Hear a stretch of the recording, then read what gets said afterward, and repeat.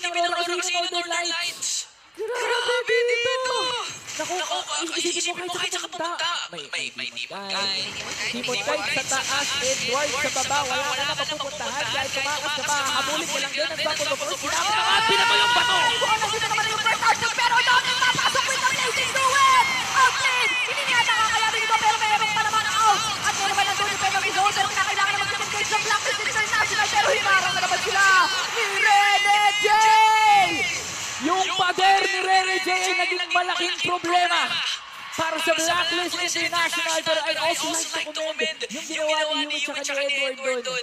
Hewitt that time penalty zone ang kanyang kinopya, kaya naman hindi nakatakas. Sila Lord J and sinabayan pa nga ng Earthshatter. At ngayon, hindi na pinapalabas ng Blacklist ng Aurora yung Blacklist. Parang pwede ka lumabas, pero sigurado ka ba? Parang ganun na yung nangyayari. And if you were Blacklist International, mapapaisip ka na talaga kung pipiliin yung lumabas lahat-lahat dahil nga sa kanina pa natin nakikita ang pinipiling panggalingan, pwestuhan ng Aurora FC throughout this entire match. And I would think na talagang nakakahanap dito ng way mag-penetrate doon sa formation na yun, ang Black International, even for Perk. So, sila yung nag-attempt na paulit-ulit do, sila yung nag-attempt na pasko ng target na At mukhang wala mo na sa Purify, malapit pa lang ata kayo ni IGG! Precision nandyan na rin! Mag-out na mga Black International, pero meron ng kabol! Na one shot from Renegade! Lumilipad na rin si Demon Knight with a triple kill and a mania! Lord J na lamang ang natitira, hahanapin pa nila doon yung sabit dahil may minions din naman sila sa gitna.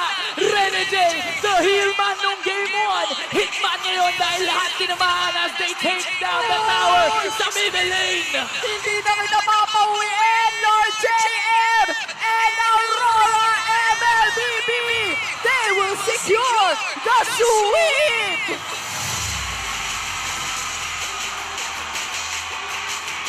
At sinigurado ni Rene J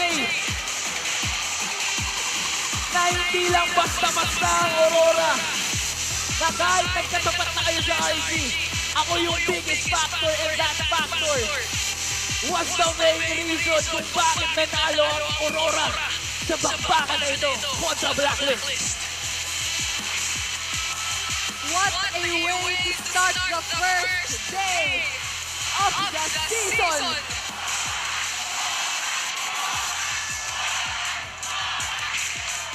Narinig mo yung cheers ng mga Auroras na nandito ngayon. Screaming at the top of their lungs dahil proud sila sa bawat performance ng bawat tupanan. From this debut team dito sa Pilipinas, Aurora MLBB takes down a familiar foe in Blacklist as they show camaraderie pa rin naman and sportsmanship with each other. This was a great way